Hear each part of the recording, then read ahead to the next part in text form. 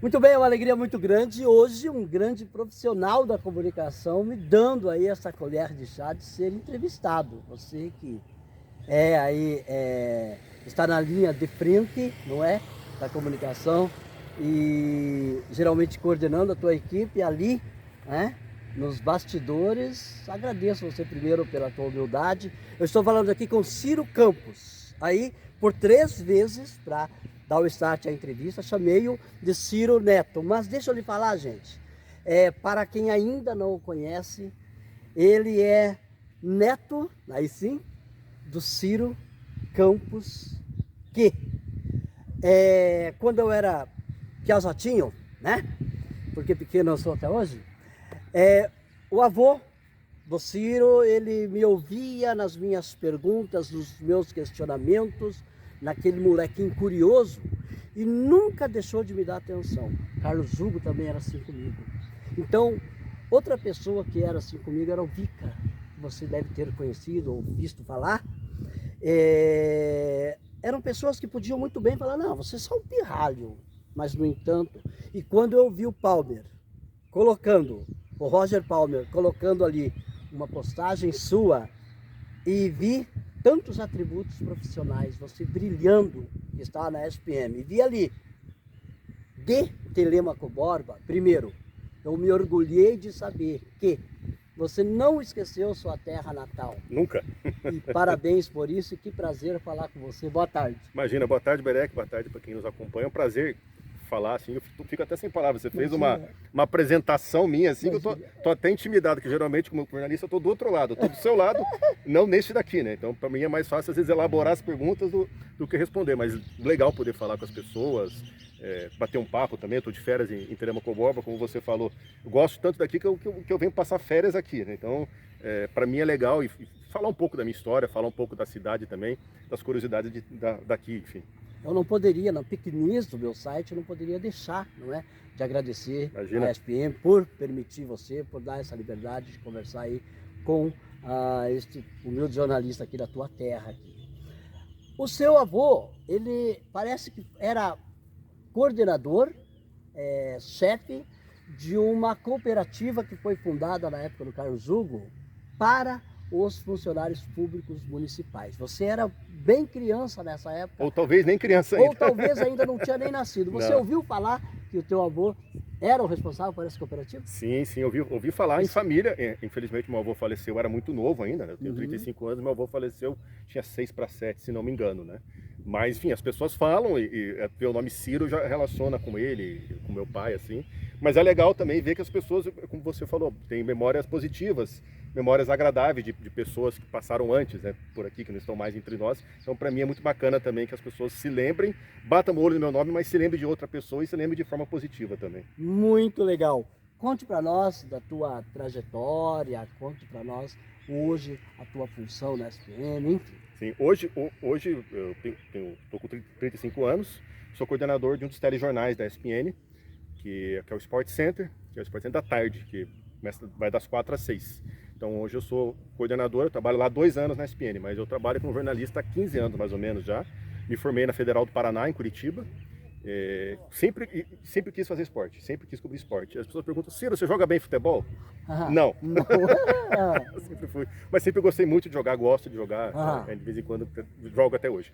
E me formei na Federal do Paraná, comecei a trabalhar, logo assim, me formando já na Gazeta do Povo. Olha que legal. E entrei um pouco em projetos especiais e tal, fiz cidades e depois fui para esporte na Gazeta do Povo. E quando eu estava na Gazeta do Povo, sempre alguns chefes falavam, Ciro, você é novo, não fica no Paraná.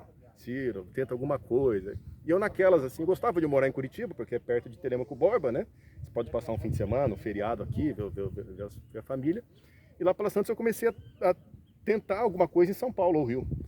E assim, levei mais não do que sim. Testei vários, a gente tem muito programa de trainee, ou programa de jovens jornalistas, né? E acabei passando no do Estadão. Olha que Era legal. para ter ficado só 3 meses lá, que era o período do curso, mas eu entrei e fiquei 9 anos. Olha que Então eu fiquei 9 anos no Estadão nesse período como repórter. Eu tive, graças a Deus, grandes experiências. Eu cobri 2 Copas do Mundo em loco, a do Brasil 14 e da Rússia 18. Cobri Olimpíada, fiz bastante Libertadores, Sul-Americana, viajei, enfim. de Fórmula 1 também, então eu tive a oportunidade de fazer muita coisa interessante, graças a Deus. E depois, há 2 anos, eu tive a oportunidade, eu estava meio que já querendo mudar um pouco, testar alguma coisa diferente, e eu tinha curiosidade de trabalhar em televisão. E surgiu a oportunidade, estava na pandemia ainda, todo mundo trabalhando de casa, né, videoconferência, etc, e Zoom e tal, e chegou para mim um processo seletivo para uma vaga na ESPN. Eu falei, vai que dá certo. E graças a Deus deu certo, eu mudei de vaga e hoje eu sou coordenador de um dos telejornais. As pessoas falam assim, Ciro, você trabalha em TV, você aparece? Não. Mas é que é um trabalho muito em coletivo, né? As pessoas acham que só quem está na frente das câmeras, assim, mas sempre tem um backstage, né? O backstage é muito interessante.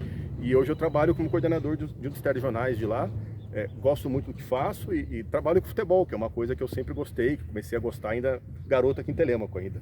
Sabe que eu passei pouco pela rádio, não é? Lá no grupo Pinga Fogo, lá em Apucarana, foi o tal do nosso querido e sempre Pinga Fogo que me deu a oportunidade, eu fazendo uma leitura lá, a esposa dele, na verdade, Dona Lília, que me deu a oportunidade, vendo eu fazer uma leitura lá no Domingo de Ramos, parece que Domingo de Ramos, né? E o grupo Pinga Fogo aqui no Paraná é bastante forte e tal, né? Pinga Fogo faleceu aí há alguns anos, mas pouco no rádio, eu decepcionei meus empregadores, veja, aí me chamaram para, decepcionei porque eu não poderia ter dado mais de mim, mas aí acabei que fui aí para a imprensa escrita e tal, enfim, aí rapaz do céu, fui fazer, eu fazia lá um pré-jogo na Rádio Jandaia, convidado por um amigo meu que fazia cobertura esportiva. Eu lembro como se fosse hoje, o jogo do Vitória, lá da Bahia, que foi no Barradão. Então eu tinha que fazer a rodada de placares, né, para antecipar o jogo principal, que daí fazia, talvez via Tubão, o meu amigo lá, meu chefe na época. E não saía o tal do Barradão, rapaz. Eu esqueci o tal do Barradão e eu esqueci. Chegou um amigo meu, me deu um tapa, dá licença, chegou e saiu o tal do Barradão e eu lembrei. Mas eu acho que eu fiquei para lembrar. E o Vitória jogando direto acho que eu fiquei mais ou menos em 30 segundos. E 30 segundos no rádio é uma eternidade. Poxa, na TV, bastante. Então, mais ainda. Mais né? ainda. Rapaz, então eu não tenho assim, lembranças muito, né? Sim. Mas a área esportiva é muito interessante. Por falar em área esportiva, eu não posso deixar aqui de agradecer ao nosso querido caminhoneiro, carreteiro que ali estava, não é? Estamos aqui gravando no aeroporto. Já vamos falar sobre o porquê aqui. O Germano, que acho que lembra o time do Vasco, algo parecido, o nosso Germano que viu ali que a gente ia desligar, fui lá, só perguntei para ele quantos minutos, falou, vai gravar? Desligo agora para você. Então, ô Germano, primeiro, obrigado pela tua profissão aí de carreteiro, que ajuda a gente aí a transportar tudo no Brasil, né? E obrigado por essa sensibilidade. A área esportiva, o que te levou? Né? Primeiro você falou que não joga tão bem assim, né? Nem um pouco. O que te levou para a área esportiva? Eu sempre gostei de futebol. Meu pai e meu avô sempre me incentivavam muito. Foi muito marcante para mim, assim, eu sou de 88. Então, quando eu tinha 6 anos, estava aprendendo a ler, teve a Copa de 94. Que foi uma das Copas que o Brasil ganhou. Foi então, mesmo aí? Em 94, Estados Unidos. Nos Estados Unidos. O Brasil ganhando os pênaltis da Itália. Isso. Aquilo lá, para mim, foi um clique muito grande, assim, de ver a agitação das pessoas, de ver aquela, falei, caramba, o que tem esse negócio do futebol? E eu comecei a acompanhar futebol sempre, assim, assistindo programas. Louvado seja aquele pênalti que ele mandou para cima do... eu até brinco, assim, que eu fui alfabetizado lendo a revista Placar, que era uma revista muito... É uma revista que era muito forte, hoje existe ainda. Claro, mas naquela época nossa, era direção. Eu gostava muito ia na banca aos domingos, não, quero comprar Placar para ver o que tinha, porque eu gostava de ver. E uma das coisas que eu tive a oportunidade também de acompanhar quando tinha futebol profissional em Telêmaco Borba. Ah, legal. Eu cheguei a acompanhar porque, assim, eu fui nascido e criado no BNH, então, assim, muito perto do Minicentro. Então eu ia a pé para os jogos. Olha que legal. E eu lembro a primeira vez que eu fui no estádio, um jogo no Misto Bordeaux ainda, 97, foi uma coisa assim, caramba, poxa, que legal. E eu tive a oportunidade de acompanhar também o técnico do Telêmaco Borba Esporte Clube, foi depois campeão, então 99, 2000, ali já estava com meus 11, 12 anos, então assim, ia em todos os jogos. E acompanhava muito, uma coisa que me marcava bastante era acompanhar as jornadas esportivas que Olha que legal. Que na época o Jair Neves, o Eduardo Lagos comentando, o saudoso Maca nas reportagens de campo. Então eu comecei a acompanhar não só o jogo, mas acompanhar a semana também. Olha que legal. Acompanhar no rádio assim, que é a notícia do dia? O que o técnico da entrevista? Quem será que é o jogador que vai entrar para o próximo jogo, que vai estar suspenso? Então isso começou muito a me envolver mais. Claro que eu já era envolvido vendo pela TV, mas você está em Telêmaco Borba vendo geralmente noticiário ou dos times de Curitiba, ou dos times de São Paulo, Rio, Minas, Porto Alegre, etc. Mas eu tive oportunidade, e foi uma coisa muito marcante para mim quando o Tec foi campeão em 99. Olha que legal. Porque muita gente da cidade se lembra com nostalgia daquela época. Isso. Porque envolvia muito a cidade, era muito legal. Era Claro. muito legal ir aos domingos no Minicentro, não sei se você teve oportunidade, quem nos acompanha teve, mas eu ia todo domingo, era impressionante, era assim, era sagrado, e era uma coisa muito legal, porque você via todo mundo, você via os amigos de escola, você via amigo parente, não sei o quê, e era um clima tranquilo, sabe? Você podia ir com a camisa do seu time, o cara ia com a camisa do seu time também, não tinha briga, era uma coisa, e envolvia também o comércio da cidade, né? Sabe que Com publicidade, com anúncios e tal. nessa época eu gostava muito de ver ou o Estadão, acho que o Estadão, lá em Pindamonhangaba, na Alcan, que eu era lubrificador, e eu via, não é? Pegava lá o jornal para ver os placares, e quando eu via Misto Bordeaux, eu olhava e falava para os meus amigos, olha, é de Telêmaco Borba. Na época, quem sabe você estava lá, era você um dos responsáveis também por esse material. Acho que não, acho que era muito novinho nessa época. Tá, verdade, porque daí veio... Sim, depois, não, eu tinha 11, 12 anos, eu entrei... Tem razão, desculpa. Entrei bem depois, assim, mas eu me lembro com muita nostalgia, assim, e você falou de olhar os jornais, assim, na época em casa a gente assinava a Gazeta do Povo, de Curitiba. Quando saía um rodapé ali, em Telêmaco Borba, não sei o que, poxa, pra mim aquilo lá valia uma coisa, era muito marcante, assim, pra mim. Então isso foi fomentando, assim, pouco a pouco, por gostar de futebol, por acompanhar, isso foi fomentando a minha vontade de ser jornalista. E quando chegou no ensino médio, eu estava naquelas, o que será que eu vou fazer e tal, eu acabei decidindo. E não me arrependo, gosto da profissão. Você sabe bem, não é uma profissão fácil, não é uma né? profissão fácil. A gente não vai estar aqui para glamorizar, nem para passar pano, mas gosto, sou muito satisfeito, muito realizado. Sim. Você estudou no seu ensino médio aonde? Eu estudei aqui em Telêmaco no ensino médio, eu fiz no Positivo. No Positivo? E depois, no ensino médio, eu mudei e terminei o ensino médio em Londrina. Olha, que legal. E o seu fundamental? Meu fundamental foi parte no Positivo e foi parte na Adventista também. Olha, que joia.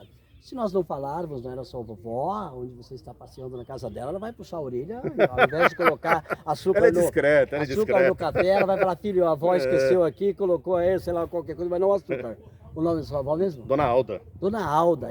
Olha que legal, que neto legal, e saber, a Dona Alda é mãe da sua mãe. Mãe da minha mãe, exatamente, exatamente. Sua mãe mora em Curitiba? Minha mãe mora em Curitiba, funcionária pública, já mora lá há um tempo, mas quando eu venho de férias, eu gosto de ficar em Telêmaco e Curitiba também, visitar minha mãe, né? Até a gente estava conversando antes, logo que a gente chegou aqui, né? Eu sempre falo que sou de Telêmaco, né? Tem muita gente que às vezes não fala, ou justo, isso que eu queria falar com você. Né? Mas eu não tenho, e é engraçado esse fato, assim, porque eu morei em Londrina, morei em Curitiba, morei em São Paulo, e geralmente você fala Telêmaco Borba, assim, não é todo mundo que conhece, né? Não é obrigado todo mundo conhecer, obviamente, né? Mas, assim, as pessoas, eu acho legal onde que fica, o que tem lá, então, assim, não sei porque as pessoas às vezes têm, entre aspas, vergonha ou uma reserva de falar, né? Em São Paulo, uma coisa que é legal é isso, que em São Paulo tem gente de todo o Brasil, né? Até de partes do exterior. Do exterior também. Então as pessoas acham interessante, assim, nossa, que nome diferente, o que tem nessa cidade? Aí o pessoal comenta com você, nossa, a Klabin, tipo, tem produtos, às vezes em casa aí, que tem a marca Klabin, coisa parecida. Aconteceu esses dias até, tava em casa com a minha esposa, a gente fez uma compra pela internet e veio a caixa assim, a caixa era da Klabin. Olha, eu falei, que legal. Essa caixa não vou jogar fora não, essa caixa veio da minha terra, né? Mas assim, as pessoas quando perguntam da minha cidade, elas acham que por ser do interior, eu tenho uma família agrícola, ou tenho uma criação de cabras. As pessoas têm uma ideia muito louca assim do interior. Eu falei, não, uma cidade industrial, etc. Que começou, eu conto um pouco da história. E a Klabin é muito conhecida em São Paulo, porque tem até um bairro lá, Chácara Klabin, etc. Né? Então assim, você fala que a terra da Klabin, as pessoas hoje entendem. Uma das estações de metrô. Estação de metrô da linha verde, exatamente. Um bairro nobre, inclusive. Viu? Tem Klabin lá, tem Klabin lá no Chateau, o Rei do Brasil, sim, onde ele exige lá que a Klabin dê um avião para ele, porque ele tinha coleções de aviões, né? Sim. Aí ele chega lá no povo da Klabin e fala, eu preciso de um avião. Então tem lá né? Na época, exatamente. Só que o MASP também, não é? das benfeitorias ou malfeitorias. Em São Paulo tem lá a Fundação Ema Klabin, tem uma, assim, a sede da Klabin na Faria Lima, digamos assim, tem muitos empregados, a Klabin tem uma grande presença também no Brasil inteiro, né? Então, assim, você fala Klabin, as pessoas associam... Já é uma referência. Já é uma referência, já é uma referência. Então, as pessoas, às vezes, demoram a entender que geralmente tem gente que acha que o interior não existe nada, é terra arrasada. Não, pelo contrário, tem cidades muito grandes no interior, Telemaco-Borba está crescendo, né? Então as pessoas acham, nossa, sai do interior, você acha que, né, veio de um lugar pequenininho. Conte uma coisa, como que foi? Eu morei em Dublin, eu tenho aí, se Deus quiser, dia 1º de abril do ano que vem, e é verdade, 1º de abril, mas é verdade. Eu já ia fazer a piada. Eu completo 10 anos de americano e corro o risco de lançar o livro de jornalista, jornaleiro, onde eu falo um monte de bola fora que eu dei lá em Dublin, saindo daqui como jornalista e indo lá ser jornaleiro. Aí, quando você está fora do país, ouvindo o hino nacional sendo cantado em outro país, sobe a emoção, né? Lá em Dublin, quando nas poucas vezes vi, e você foi cobrir uma Copa lá na Rússia. Você cobriu também a Copa aqui do Brasil. O brasileiro, tirando momentos, a gente sabe que o brasileiro, inclusive, ele às vezes é muito infeliz. Aonde o brasileiro está, no país que ele esteja, ele confunde, está achando que lá é o brasileiro que é dono. Temos esse problema de brasileiro no exterior. Mas, tirando alguns momentos que eles falavam palavrões, pedindo para as russas falarem, isso foi um momento triste. Como que foi cobrir a Copa no Brasil, a Copa lá na Rússia e, tirando todas essas intempéries, o Brasil é amado no mundo? Muito, muito. O Brasil é muito querido, assim, as pessoas gostam. Inclusive, até quando a gente foi para a Rússia, a gente ganhou um pouco da CBF, para quem a gente comprava a seleção brasileira. A gente ganhou uns caderninhos, chaveirinhos, né? E lá pelas tantas, a gente indo embora da Rússia, a gente presenteou pessoas que eram russos mais próximos com essas coisas. Eles ficaram loucos, assim, com chaveirinho, bandeirinha do Brasil. Coisas que pra gente você compra talvez lá em São Paulo, na 25 de março, ou aqui compra em lojas populares, para eles lá, porque o Brasil tem esse carisma. As pessoas... claro que o brasileiro é meio bagunceiro, às vezes excede, como a gente falou, mas as pessoas gostam de brasileiro, porque é um povo mais animado, é um povo mais sorridente, mais simpático, e que gosta e recebe bem estrangeiros, geralmente, né, salvo as exceções. E com relação à Copa na Rússia, para mim foi uma grande realização. Queria desde cedo cobrir uma Copa do Mundo. Eu tinha já ido participar da cobertura no Brasil, mas como tinha sido aqui, tinha faltando, quem sabe se for fora do Brasil vai ter um gosto diferente, né? E realmente para mim foi sensacional, assim, acompanhei os jogos da seleção. Infelizmente o Brasil não foi tão longe naquela Copa, também parou nas quartas de final, né? Então eu até não fiquei até o fim, infelizmente, por conta disso. Mas para mim foi uma realização e assim, você comentou de Dublin. Rússia é ainda mais difícil, porque tem questão de idioma, tem questão cultural que você, quando está indo para fora, você tem que respeitar também, né? E na Rússia é um país muito diferente do nosso, né? Muito questão cultural. Era perceptível, na minha opinião, lá, que eles ainda eram um país muito fechado, dependendo das cidades que você ia. Eu passei por 6 cidades, algumas cidades não estavam muito acostumadas com o estrangeiro. Você tem que lembrar que é um país que passou por um regime muito fechado, então você tem que respeitar também essa história, porque é muito fácil você mudar, às vezes, mudamos o regime, mas você não muda a estrutura, você não muda as ideias, né? Então foi uma experiência muito enriquecedora para mim, assim, vários perrengues, mas são coisas que fazem parte e foi muito bacana, assim, foi muito positivo. Algum brasileiro que morava lá e que quando via emissoras brasileiras era perceptível a emoção do povo? Eles eram porque, assim, brasileiro gosta de festa, né? Então eles viam, às vezes, alguém, eu trabalhava no jornal na época, via gente porque fotógrafo não é nada discreto, né? Eles andam com aquela câmera, uma lente, às vezes até mesmo uma malinha com a troca de lentes, né? Então quando o brasileiro vinha a gente, ele já queria foto, não sei o quê, tira foto, me manda, marca no Instagram, marca não sei o quê. O brasileiro tem muito isso de querer aparecer e de quando você está num lugar tão distante, você acha outro brasileiro, parece que você acha um irmão mesmo que você nunca tenha... É muito legal isso, né? Sim. É muito legal isso. Até porque você se ampara nele, né? Nas dificuldades, né? Algum momento engraçado na Rússia que você passou, que você podia falar pra gente? Que pode falar ou não? Pode! Viu, o problema é o seguinte, o pessoal lá, igual Dublin, gosta muito de tomar uma cerveja lá, o uísque, né? Uma vodka. Gosta. Lá eu tive um problema que, assim, os russos, eles não são muito de fazer cerimônia, não existe muito com licença, por favor, e etc. E aconteceu em vários hotéis assim, de eu estar dormindo ou de estar trocando de roupa e Aham. a camareira entrar. Aham. E a camareira entrar e ela não se intimidar com o fato de eu estar lá. Aham. Então, tipo, tá beleza, você tá trocando de roupa, ou você tá dormindo, ou tá de pijama, não, tudo bem, eu vou limpar aqui. Daí você fica naquela barreira de idioma, ó, você pode dar licença aqui, né?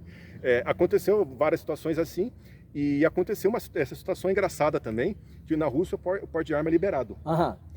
E a gente tomou uma vez, a gente estava na equipe cobrir a seleção, a gente tomou um táxi rumo ao aeroporto, e a gente conversando via Google Tradutor com o taxista, a gente é brasileira, a gente tá indo pro jogo do Brasil, o Brasil estreia domingo em outra cidade e tal, o taxista não sei o quê, rindo, não sei o quê. O que o taxista fez? Ele parou no sinal, ele abriu a porta-luva e mostrou pra gente uma arma. Caraca. Pra brincar. E a gente já estava filmando previamente o taxista, e eu pensei, o que esse cara vai fazer? Daí ele brincou com a arma, ele apontou a arma para fora do carro, meio que como se fosse atirar. Ele tipo, não, ele meio que dando risada, assim. Claro. Só que a gente, assim... Pra nós não é normal. Pra nós não é normal, assim. Eu tava sentado atrás dele, assim, um cara na minha frente pegar uma arma, 3 da tarde, e fingir que vai atirar. Tipo, pra eles é normal, porque o porte de arma lá é liberado. É cultural deles. Eu fui para um encontro importante ligado à igreja, e um amigo meu de grande porte na Polícia Nacional, esse cara tem que andar armado pela profissão dele, né? Apesar de aposentado, mas enfim, a legislação... Sim, né? Com certeza. A hora que ele pediu para eu pegar alguma coisa no carro dele do encontro religioso, que eu vejo aquele berro ali, cara, eu sou sincero, eu não sou acostumado. Também não. Eu falei, caraca, então imagina você numa terra distante onde você não conhecia a pessoa. Você tá no país do cara, você tá dentro do carro dele, e o detalhe, esse cara, ele foi um dos caras mais gente boa que a gente, assim, sorridente, legal. Depois que ele deixou a gente no aeroporto, ele deu um abraço na gente, não sei o quê, poxa. Mas ele passou susto. Em 10 minutos ele mostrou uma arma e depois ele me deu um abraço. Essa disparidade dele. O diferencial do povo lá. Mas o pessoal lá é louco. Aí, quando você fala na camareira chegando e tal, quando se está na Europa, você sabe que tudo fica mais fácil para as viagens interpaíses ali, né? Sim. Diferente de pessoas brasileiros que querem fazer o chaveco com as meninas, falam, eu tô lá na Irlanda, eu fui para a Bélgica, né? E dá a impressão que ele gastou euros e euros e euros. É mais perto do que de São Paulo para Manaus, por exemplo. E é tudo muito barato. Inclusive tem passagens gratuitas, você paga só taxas de... E às vezes você viaja de trem, muito menos. Isso. Aí tá bom, eu tô lá em Bruxelas, pego lá um hostel. Tô lá, dei meu nome, já tinha. A hora que eu cheguei, eu vi lá algumas roupas femininas no quarto para 3 pessoas. Tinham 2 moças lá que estavam, né, no mesmo quarto. Tudo bem, eu fiquei me achando, né, o bendito fruto entre as mulheres. Mas é muito engraçado esse tipo de situação, né? Demais. Na Rússia também, para acontecer isso, não no hotel, mas no hostel, por exemplo. Possivelmente, eu fiquei mais em hotel lá, porque quando foi a trabalho, foi a empresa lá que organizou. Igual, por exemplo, teve uma cidade que a gente foi e as pessoas falam, Ciro, tava frio na Rússia. Não, era um verão insuportável. Insuportável de quente, assim. E lá, as estruturas não são acostumadas para calor. Assim como aqui a gente muitas vezes sofre no frio, porque a gente coloca muito piso frio na sala, janelas grandes, e daí entra aquele vento canalizado no inverno, lá é o oposto.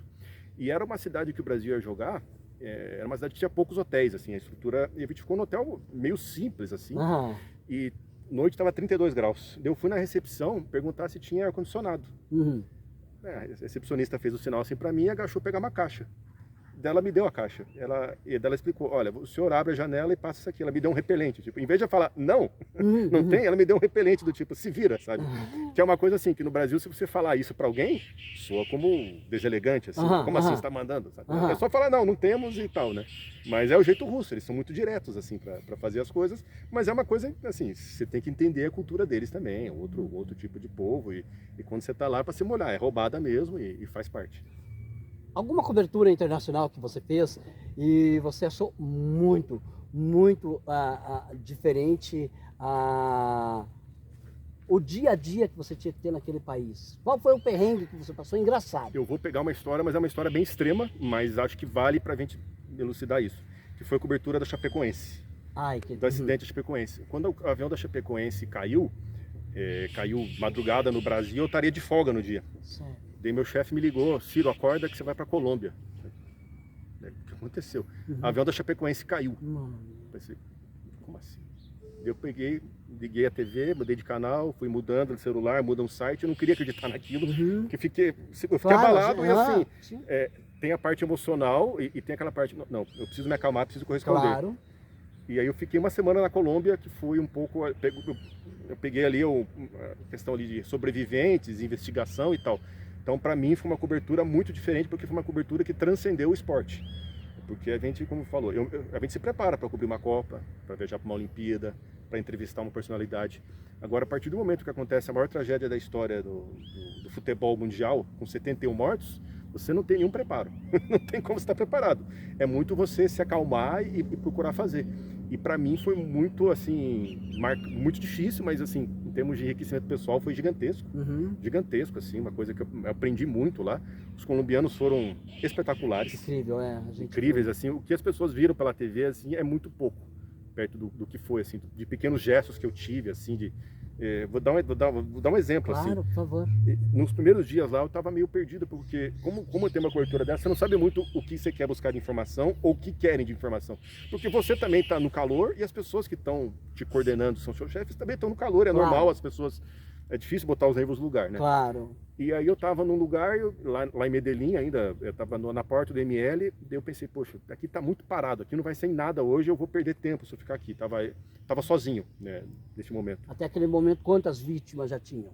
Já tinham sido contabilizadas as 71. Ah, tá. Eu também estava no ML para saber informações de reconhecimento. Ah, entendi. Quando que seriam enviados ao Brasil, como que seria o velório aqui no Brasil, etc. Era umas coisas assim, porque a gente estava esperando o ML chegar, inclusive, alguns representantes do governo brasileiro. Ah, sim. O ministro, etc. Não vou lembrar direito.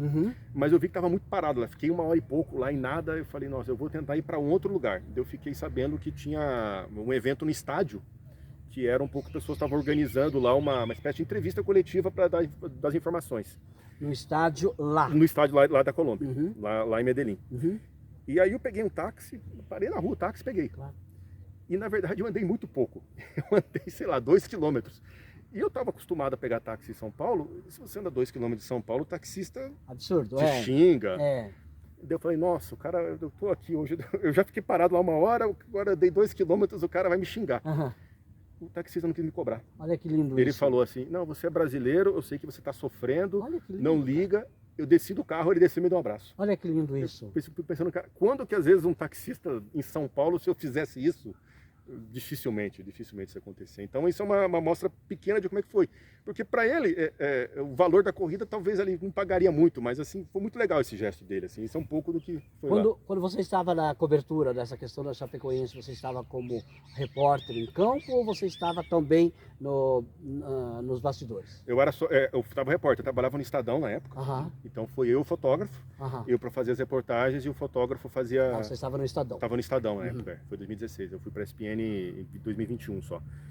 Então a gente teve que trabalhar em dupla, porque era só nós dois lá e muita coisa acontecendo. Por exemplo, o local do acidente era muito longe, então você tem que fazer escolhas, ou você vai para o local do acidente ou tenta apurar outra história. Então assim, você tem que conversar e explicar muito o que é prioridade, né? Definir o que é. Agora é interessante, não é? O valor da vida, como que funciona. Aquele jornalista que esteve acompanhando lá de Santa Catarina, que acompanhou a equipe, que graças a Deus, naquele momento, ele conseguiu se salvar.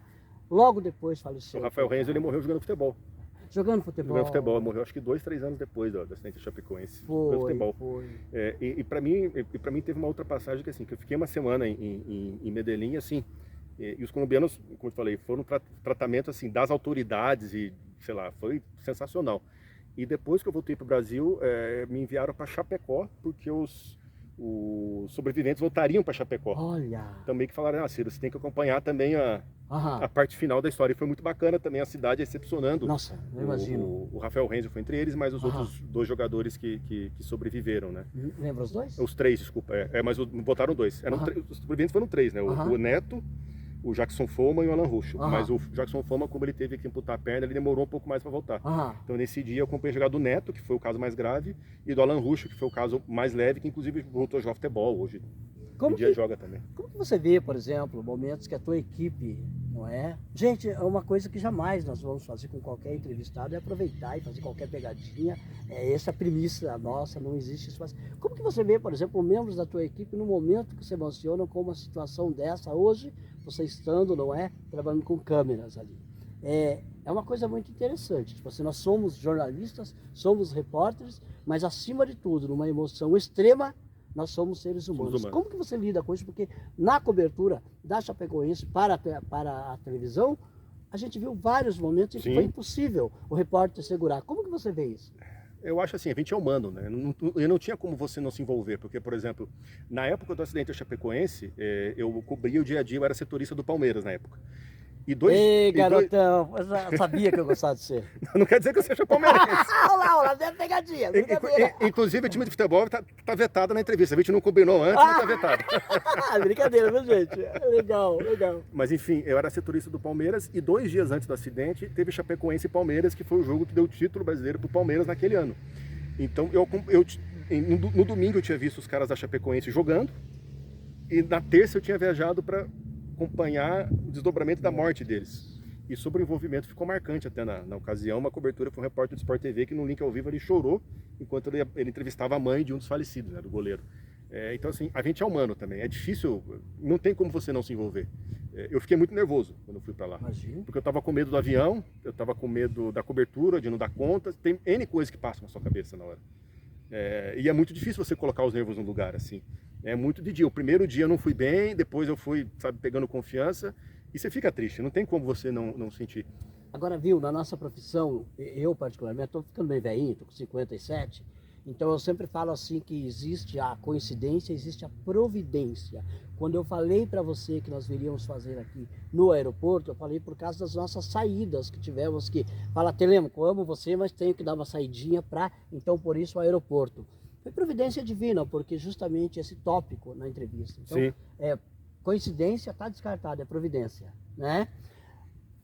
Não sei se você lembra, eu sou assim fervoroso em pedir que amanhã, depois, ano que vem, claro que amanhã, depois é modo de expressão, Telêmaco Borba dê o nome de algo a Ayrton Senna, por quê? O aniversário do nosso sempre Ayrton Senna é o dia do aniversário de Telêmaco Borba. Você como um jornalista na área esportiva, você que está ali, não é? Encabeçando essa área esportiva para a Telêmaco, nos é um grande orgulho. Como que você vê essa... Aí sim, eu posso ficar muito à vontade, não estou falando de mim, estou falando de um cara que apenas o mundo inteiro ama porque está no coração. Procede de repente Telêmaco Borba correr atrás para sim aproveitar a data de aniversário da cidade com a data de aniversário do Ayrton Senna e dar o nome de algum logradouro. Aí esses tempos eu fiquei um pouco triste por só insistir e nada acontecer. Eu falei, será que o homem não deu algum exemplo? Nossa, não deu, hein? Eu concordo, porque assim, o Ayrton Senna está entre aquele patamar de talvez de ser um dos maiores ídolos do esporte brasileiro. E assim, nessa lista a gente pode colocar Pelé, pode colocar Guga, Hortência, Ademar Ferreira da Silva, enfim, depende muito também da preferência esportiva de cada um. Claro. Mas é nada mais do que justo ter algo homenagem a Ayrton Senna, porque, assim, a gente tem esse argumento ainda a favor, que muitas outras cidades têm. Em Londrina tem uma avenida Ayrton Senna, na Grava Palhano, São Paulo tem rodovia Ayrton Senna, em várias outras cidades também tem. E eu acho que nada mais que justo, não só pela data, mas pelos feitos que ele é e pelo que ele representa, né? Uhum. A gente vai completar no que vem 30 anos da morte dele, em 1º de maio, né? Então a gente já tem talvez 1 ou 2 gerações que não tiveram às vezes a oportunidade de ver Ayrton Senna, então nada mais do que justo sempre relembrar, sempre marcar quem foi ele e o que ele significou pra gente. Olha, aí fica aí uma dica, não é, para os nossos dirigentes da área esportiva, o nosso querido Fabrício Nunes Flores, o Dr. Márcio, que gosta muito de esporte. Fica uma Foi dica. presidente do Isto Bordô, inclusive. Olá, ó, boa lembrança, boa lembrança. Eu que era torcedor ali, eu acompanhava. Legal, então, Dr. Márcio, fica aí, de repente, um grande subsídio para nós que temos, não é? Uma autoridade da área jornalística, não é?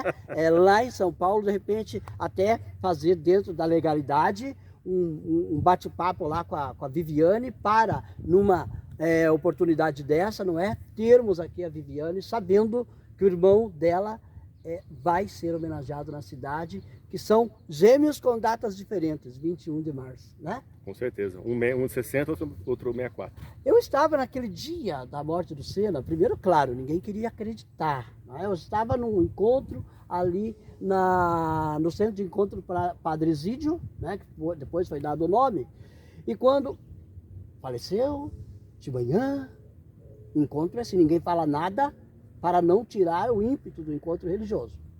Só fala que Deus o livre alguém da família, chama a pessoa em separado lá, Sim, né, sim. tal.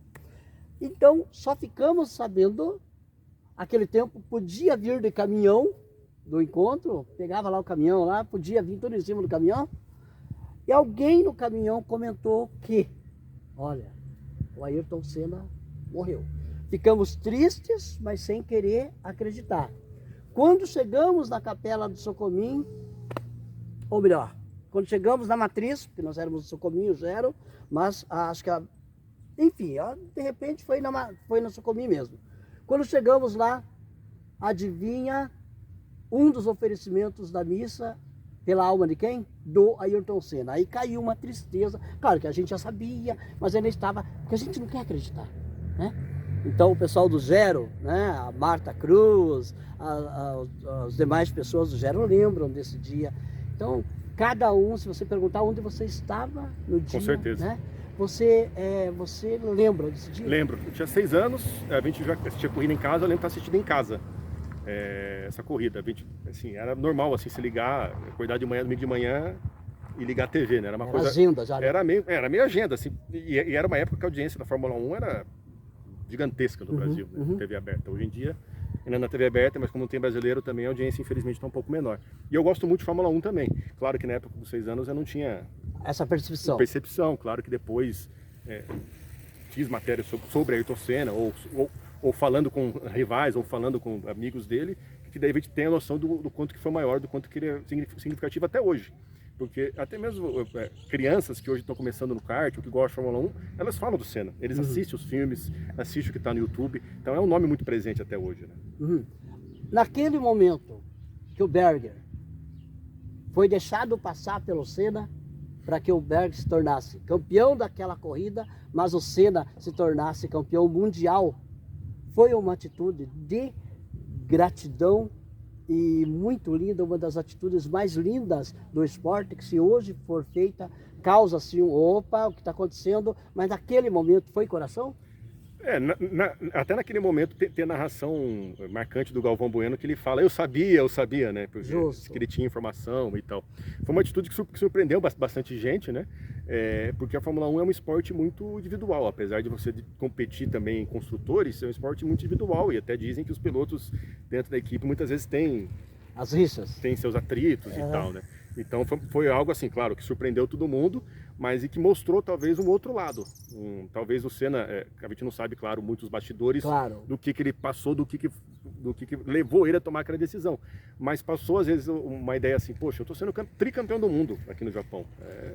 Nada mais justo do que também eu deixar meu colega que me ajudou tanto durante a temporada. Agora, ele trabalhava muito com essa questão de time, o Senna sabia trabalhar com a questão de time, né? Então ele tinha esse reconhecimento também pela turma dele ali, né? Bem legal. Tinha. Isso também. Só lembrando que isso aí foi no decorrer, né? Lá por 90 alguma 91. Coisa, 91. No Japão, 91. Né? E eu tenho uma notícia para te dar, rapaz do céu. Meu pai, ele torcia para 2 pilotos na Fórmula 1. Ele torcia para o Ayrton e torcia para o Senna. E aí chegou um dia que a gente percebeu, o pai gostava da Fórmula 1. Meu pai é descendente polonês, filho de polonês, eu sou neto de polonês. E eu achei alguma coisa estranha, que o pai estava lá torcendo os dedos lá, cruzando os dedos lá pelo Ayrton. Eu não sabia disso. Aí de repente ele me pergunta, e o Senna? E aí que depois, eu sou filho do meu pai. Eu não percebi até aquele momento que por anos ele torcia para 2 pilotos que eram né? Ali foi muito bonitinho. Falei, pai, agora que eu descobri, né? Daí, nessa questão do esporte tem outro lance que o meu irmão ele sempre foi assim, palmeirense ao extremo. Nesse momento, inclusive se me permitiu, vou colocar aqui uma foto do meu irmão ali com o Veloso, que ele deu uma entrevista a mim e o meu irmão pôde participar da entrevista, né? legal. Nesse momento, meu irmão já está no céu, mas acho que o meu irmão foi de verde pro céu, sabe? E aí, a minha irmã fazia faculdade de Jandaia, né? Corintiana. O que os meus irmãos fizeram um teste com o pai? O meu pai, desculpa aí, mas já saco da minha irmã que você está vendo? Torcia para o Corinthians por causa da filha. Ah, rapaz, naquele dia meus irmãos arranjaram uma tucaia pro meu pai. Palmeiras e Corinthians. Minha irmã vindo de Jandaia, né? Chegava lá por 6, 7 da noite. Meus irmãos chegaram e falaram, pai, a filha não está aqui. O Palmeiras está jogando, o senhor sempre torce pro Palmeiras. Faz uma coisa para nós hoje. Torce pro Corinthians, que tá tudo certo. Eu prometo que ninguém vai falar. Ah, mas não deu outro, né? Meu pai, para ser bonzinho para o filho. Sim. Qual foi a primeira coisa que os meus irmãos fizeram quando a minha irmã chegava? Contaram. Ah, mas não deu outra. A minha irmã deu aquela piscadinha para os meus irmãos, né? Aí fez aquele drama. E o pai, não, filha, o pai tem que agradar eles. Também foi muito bonitinho, né? Então, quando o futebol traz essas coisas bonitas entre amigos, entre famílias, esse que é o intuito das torcidas. Gostaria que você comentasse se o Brasil, muitas famílias, eu me emociono quando eu vejo o jogo do Palmeiras, aquele molequinho de 5 aninhos lá, com o verdinho, com o branquinho e tal, aquela menina adolescente lá no jogo do Atlético, vermelhinho aqui, pretinho aqui e tal. Gente, é para isso que existem as torcidas. Gostaria que você comentasse o contexto do Brasil. O Brasil devagarzinho está aprendendo a torcer com mais tranquilidade, essa nuance. Tomara, porque assim, uma das coisas mais desagradáveis pra gente quando cobre esporte é ter que cobrir morte ligado a esporte. Infelizmente a gente tem morte ligada à torcida organizada ou com conflitos entre torcedores comuns que não são organizados. A gente teve recentemente o caso lá da Gabriela Nelly, que faleceu no Palmeiras e Flamengo. O que eu acho assim, primeiramente as autoridades têm que ser bastante rigorosas com relação à violência de torcida, porque a violência de torcida afasta justamente isso que você comentou, do menino de 5 anos que vai com o rosto pintado, da mãe que vai, não sei, né? A gente teve aqui no Paraná e em outros estádios também, times que foram punidos por conta de violência, e a punição foi ter no jogo seguinte só mulheres e crianças. E quem foi no estádio, as mulheres adoraram, porque, nossa, eu posso amamentar meu filho. Foi no Curitiba, parece. Foi em Curitiba, teve em Curitiba e teve no jogo do Atlético também. Então, assim, teve um ambiente tranquilo. Então, às vezes, o futebol sente falta desse ambiente tranquilo e sem brigas. Eu acho que a gente, pouco a pouco, consegue mudar isso a partir do momento que a gente tiver mais punição e mais controle. Eu vejo que os estádios estão mudando, por exemplo, no Allianz Parque, reconheceram o suspeito de lançar a garrafa que causou a morte graças a reconhecimento facial. Então, assim, a tecnologia está vindo aí também para ajudar isso, a torcida, a polícia a monitorar casos, a monitorar suspeitos, também a punir quem é responsável, porque o futebol não são os violentos, o futebol são os pacíficos, são os caras apaixonados, são as crianças que gostam, é por isso que o futebol ainda vive. E a partir do momento que a gente tem violência, a gente acaba perdendo um pouco isso. E até no começo da conversa eu falei, por que era tão gostoso ver o TEC? Porque a gente se sentia, era uma sensação de pertencimento, e era pacífico. Você podia ir lá, não tinha briga e era a cidade toda unida, porque tinha um time só, claro. Não é como na cidade grande que tem vários times, e que divide mais. Então, assim, eu acredito que a gente tem a possibilidade de mudar isso, mas é um caminho longo. A gente, infelizmente, tem torcida única ainda em jogos, no caso de São Paulo. Se é Corinthians e Palmeiras, só vai torcida do Corinthians, estádio do Corinthians e vice-versa, que são medidas paliativas, mas são medidas que, ao meu ver, também tiram um pouco a graça do futebol.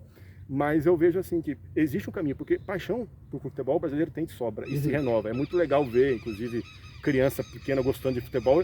E até mesmo hoje é curioso que eu vejo às vezes criança de colégio com camisa de time de exterior, time do Chelsea, do PSG, do Real Madrid, porque acaba também jogando videogame, consumindo futebol internacional. Então a gente tem sempre uma fonte inesgotável de paixão por futebol, e a partir do momento que a gente conseguir diminuir violência de torcida organizada, diminuir violência e entender também, parar muitas vezes também de criminalizar as organizadas, porque não é porque está na organizada, as organizadas fazem trabalhos muito bacanas também. A partir do momento que a gente conseguir entender e separar o joio do trigo, a gente vai ter um futebol muito mais legal ainda. Muito legal. Quando eu fui para Dublin, me explicaram umas estratégias. Pega uma camiseta de time europeu que ninguém vai te parar no caminho. O que eu peguei? Eu peguei uma esqueci o nome do jogador, não poderia ter esquecido. do Manchester, na época, 1900 e... United. Ou melhor, 2007, era para mim lembrar um loirinho lá, eu esqueci o nome dele, bem gente boa, bem humilde, a gente vê muito essa coisa da humildade do jogador, que marca no coração da gente, né? E, rapaz, não deu outra, ninguém me perturbou. Cheguei ali em Londres, tranquilo, aí cheguei em Dublin, tranquilo, né? Só faltou falar inglês, porque no inglês eu sou o único cara do mundo que fiquei 4 anos e meio na Irlanda e eu voltei com o inglês pior do que eu estava. Então, Porque lá tem muito brasileiro também, né? Lá você tenta falar em inglês com a pessoa fala, e aí? Pode perguntar. Segue português, Aí, algumas meninas estavam no mesmo circular, no mesmo ônibus, né? Legal que em Dublin não são os ônibus vermelhos, mas são azuis e amarelos, tá? E as meninas falando com a mãe dela, mãe, eu acabo de comprar muito barato aqui, umas 20 calças, eu vou mandar para a senhora, vá lá naquela loja lá, na sua cidade, compra as etiquetas. Eu comprei tipo por 10 reais, a senhora pode vender por 70 e ninguém vai ficar sabendo, desse jeito. Na hora que elas estavam falando, eu falei, não, ninguém vai saber não, opa! Cara, mas ficaram muito sem graça, então lá tem mais brinco, tem mais brasileiro do que... Viu? E o povo da Irlanda é muito, muito, muito querido. Né? Eu torci que eles se classificassem nas Copas que participaram. Quando, a última vez, quando eu estava lá, melhor, devido à ascendência do pessoal de Botsuana ser francesa, um rapaz que morava na minha casa, gente boa, um amor de pessoa, ele teve coragem de torcer num pub, de torcer para a França, justamente naquela mão do 2009, do Henry. O Thierry ajeita com a mão e Isso, o Thierry, isso. E, rapaz, a hora que eu fui no pub, não sei por que eu fui, mas eu fui justamente naquele momento, eu falei para ele, cara, nós estamos na terra do povo, nós vamos apanhar aqui. Então, o povo da Irlanda, a Irlanda me marcou muito por esses momentos. Eu torci realmente para a Irlanda, quando não jogava contra o Brasil, né? Sim. E daí torcendo lá.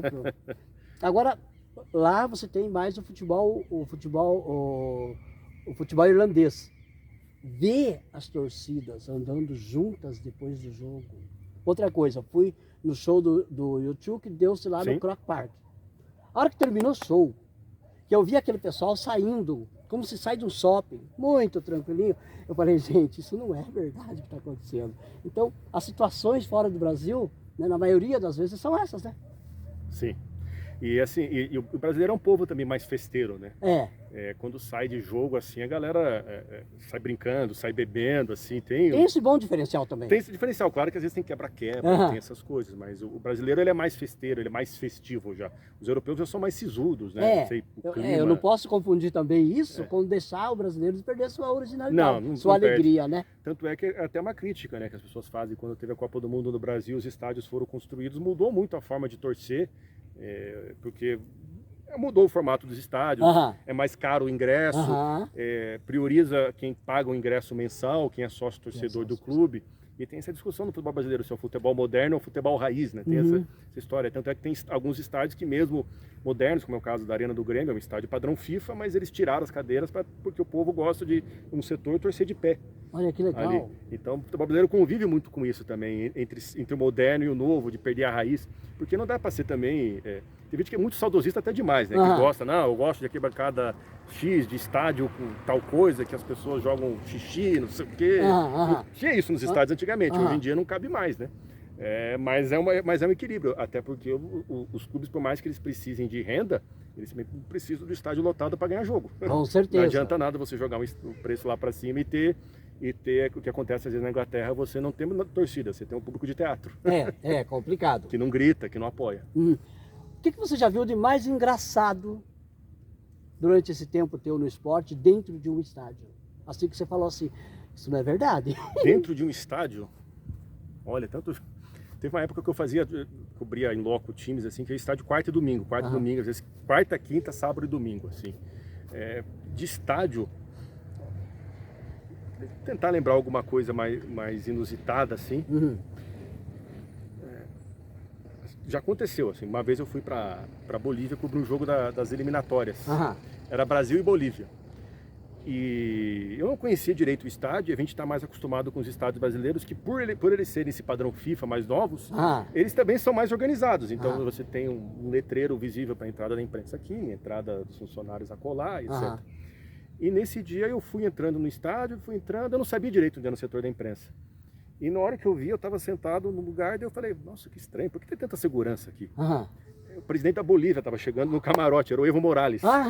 Eu vi o Evo Morales, só que assim, ele estava com segurança, mas nem se compara ao aparato de segurança que é utilizado no Brasil até para autoridades que não são presidente da República. Logo depois eu percebi, cara, melhor eu sair daqui por conta... Mas era o local da imprensa? Não, não era o local da imprensa, eu não sabia, eu estava num camarote, um camarote central, só que assim, não tinha nenhum segurança. Que geralmente... Não tinha marcado que era a tribuna de honra? Não, ou o caminho que eu fiz eu não lembro direito. Ou talvez eu estava meio dopado pela altitude também. Mas assim, eu fui entrando, eu achei, nossa, que legal. Porque no lugar nobre, assim, geralmente a imprensa fica um lugar com boa visibilidade. Tinha lá umas poltronas confortáveis, de couro, assim.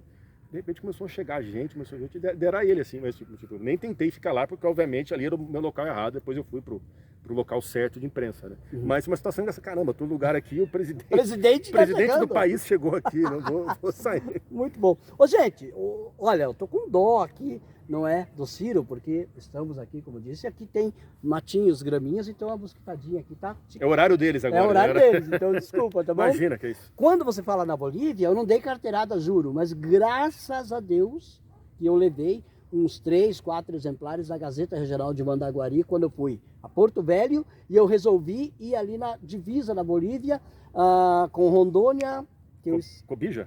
Não, eu cheguei Riberalta. Eu cheguei ali divisa com Rondônia, onde a cidade tem o mesmo nome no Brasil e depois esqueci, não era para mim ter esquecido. Aí fui mais um pouco, aí a moça, a senhora do hotel falou para mim, hotel pequeno e tal, falou para mim, olha, você tem um compromisso comigo, você pode dormir aqui, enfim, pode ficar. Amanhã cedo você vai para o departamento de polícia para se apresentar, porque a imigração tem... Sim. Rapaz, eu cheguei lá, olha, meu espanhol é igual ao inglês, meu espanhol é terrível, sou ótimo para isso. Aí o cara falou assim, viu, o seguinte, daqui umas 3 horas vai chegar aqui o chefe de departamento, no caso o delegado. Então você vai ter que esperar. Sorte que eu estava com um exemplar da Gazeta Regional de Mandaguari. Um agradinho. Um agradinho. Aí eu falei, olha, eu sou, né? Periodista de Brasil. Acá está. Ele viu lá minha fotinho lá, né? Deu um autógrafo, acho que foi o primeiro autógrafo na vida que eu dei. Não, estás bem, pode ir, muitas graças, que ganas te conhecer. Eu fiquei me achando cara. Então fui salvo sem dar carteirada, mas naquele momento ajudou, né? Ajudou. Porque, viu, fora do país pode ser o guarda da rua. Você já tem que a lei dele, né? Tem que respeitar. Você não conhece. É a lei dele. Você não conhece e às vezes você não sabe também às vezes, a intenção, às vezes, daquele agente em criar problema para vocês. O cara pode não ir com a sua cara também, né? Às vezes acontece. Você está em outro país, você não tem domínio. Hoje você tem, geralmente nas equipes de comunicação, não é? No jornalismo, você tem muitos jornalistas muito jovens. Esse novo gás ao jornalismo é uma grande contribuição, como que você vê, ao mesmo tempo, gente, eu não estou falando daquela emissora, estou falando do jornalismo em geral. Ao mesmo tempo, você tem que chegar e falar assim para alguns jornalistas recém-saídos da universidade, falar, calma, também não é assim, tem algumas regras. É o que mais acontece. Gostaria que você comentasse do novo jornalismo. É o que mais acontece. Hoje. O que eu vejo assim, as redações estão sim se rejuvenescendo mais, pelo que eu vejo, que é uma questão talvez de mercado, assim. A televisão, querendo ou não, muitas emissoras têm a questão do vídeo também. Então, às vezes, o repórter ou a repórter, às vezes começa a ficar com uma idade mais avançada, às vezes as pessoas preferem, vamos trocar por alguém mais bonito ou mais jovem. Existe isso. A gente pode concordar ou não. Eu acho que tem que valorizar a experiência, mas às vezes até mesmo a pessoa se cansa também. Não, eu cansei da rua, vou fazer outra coisa. E realmente, assim, as pessoas estão chegando cada vez mais jovens no mercado de trabalho. Até vejo que hoje as pessoas informadas saem muito mais preparadas para o mercado do que eu saí. Do que eu formei em 2010, assim. Eu vejo estagiários, assim. Só que muitas vezes é isso, assim, eles têm pressa e às vezes, assim, calma. A sede ao pote. Vai chegar, às vezes eu falo, vai chegar o momento. Eu também sou jovem, tenho 35, mas eu vejo a cara de 20, 21, olha, mas poxa, será que ano que vem já vai acontecer tal coisa, eu já vou ser promovido? Muitas vezes não, muitas vezes você nunca vai ser promovido, às vezes vai continuar, sabe? O mercado de trabalho é ingrato, às vezes você vai se dar bem ao mudar de um emprego e não ficando aqui e tal. Mas tem essa questão de rejuvenescimento e uma outra questão também que envolve isso, e que hoje também você não tem só o mercado da mídia tradicional para trabalhar. Você tem assessoria de imprensa, hoje você tem canais no YouTube, você tem streaming, você tem agência de comunicação. Então, muitas vezes, o que acontece? Esses locais, eles costumam remunerar melhor, os jornalistas em geral, isso aqui não é uma regra, costumam remunerar melhor. E o que acontece? Às vezes o repórter começa uma carreira, depois ele recebe a proposta para ir para esse outro veículo. Então, por isso que às vezes você abre espaço também para os jovens, porque talvez os mais experientes queiram ir para uma outra área para receber melhor, para ter outras condições de trabalho, para mudar um pouco de áreas, isso é normal. E também não ter que trabalhar fim de semana, trabalhar feriado. Tranquilo. Tem isso também.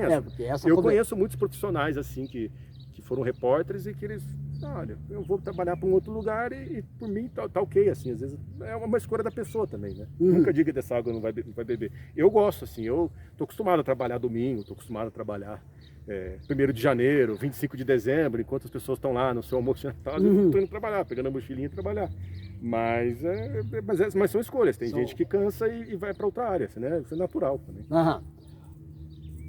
Qual foi o momento que você viu Telêmaco Borba na manchete, que você falou assim, esta é a minha cidade, por qualquer motivo, assim que você falou, essa é a minha cidade? Terremoto.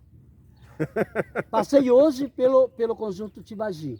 Quem diria, rapaz? Quem diria? Teve terremoto. Eu estava em Telêmaco no dia, na hora, estava em casa, assim, eu lembro. E eu lembro que assim, que era uma época assim, isso foi, eu comecei em 2006, então não tinha WhatsApp, não tinha ainda.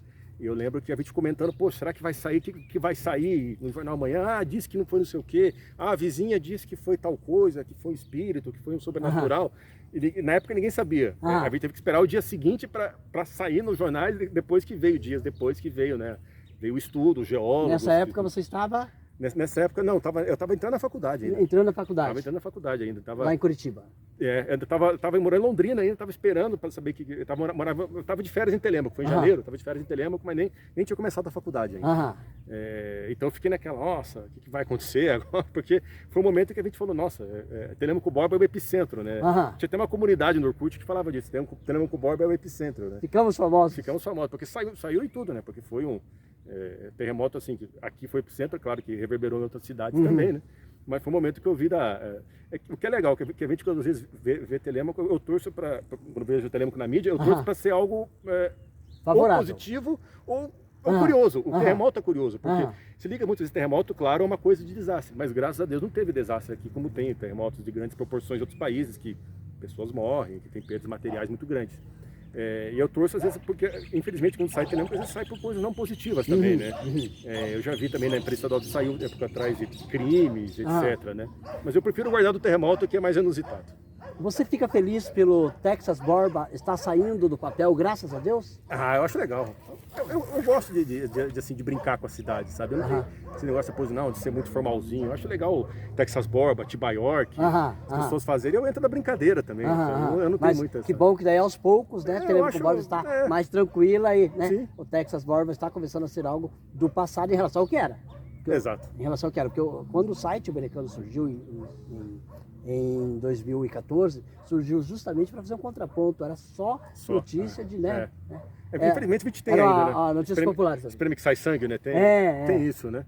E eu até estava brincando esses dias, porque a gente tem um outro conterrâneo que merece destaque aqui, que é o Thiago Kozlowski, que hoje é técnico do Curitiba. Olha que legal! E até no trabalho esses dias eu até falei, vamos entrevistar ele. Daí os caras, Ciro, você só quer entrevistar ele porque ele é de Telêmaco Borba, não vale, né? Então, olha, já agradeço porque você já me deu outra pauta, né? Técnico do Curitiba, tá fazendo um bom trabalho lá. Ele foi, inclusive, zagueiro do TEC, que foi campeão estadual. Então, assim, é legal a gente ver também, porque tem várias cidades pequenas que as pessoas falam, é a cidade de fulano, ciclano e beltrano. Isso. Sei lá, cidade X, muitas vezes cidades muito pequenas, assim, mas ali nasceu tal escritor, ali nasceu tal jurista, nasceu tal ator. E é legal agora, Telêmaco Borba, a gente vê talvez nomes, como uma cidade jovem, menos de 60 anos, agora a gente começa a ver também a cidade do fulano, a cidade do ciclano, é legal a gente ver. Temos o Ciro lá, Campos lá, na SPN, o que nos é um orgulho muito grande. E o que realmente, para nós, é uma satisfação enorme. Imagina, eu que agradeço. Eu vou pedir que você também me ajude para que eu consiga lá uma brecha lá para uma pauta. Quem sabe, hein, porque ele assumiu o Coritiba como interino, depois foi efetivado, tem feito um bom trabalho para o Coritiba sair da zona do rebaixamento.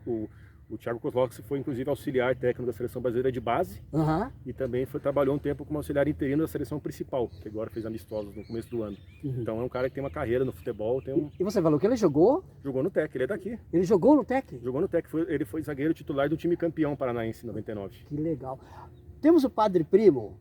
O Padre Primo, que é o pároco aqui redentorista, temos 2 paróquias em Telêmaco agora, sabe? Assim, faz uns 10 anos. Temos aqui na área 2, a São Pedro de São Paulo, e temos a de sempre, a redentorista. Até que o padre da São Pedro de São Paulo, né, ele é muito querido, ele fala assim, ô Beré, que as pessoas ainda, por nós convivermos o tempo todo com uma paróquia, né? O pessoal aos poucos está entendendo que nós temos uma segunda paróquia. Vamos lá.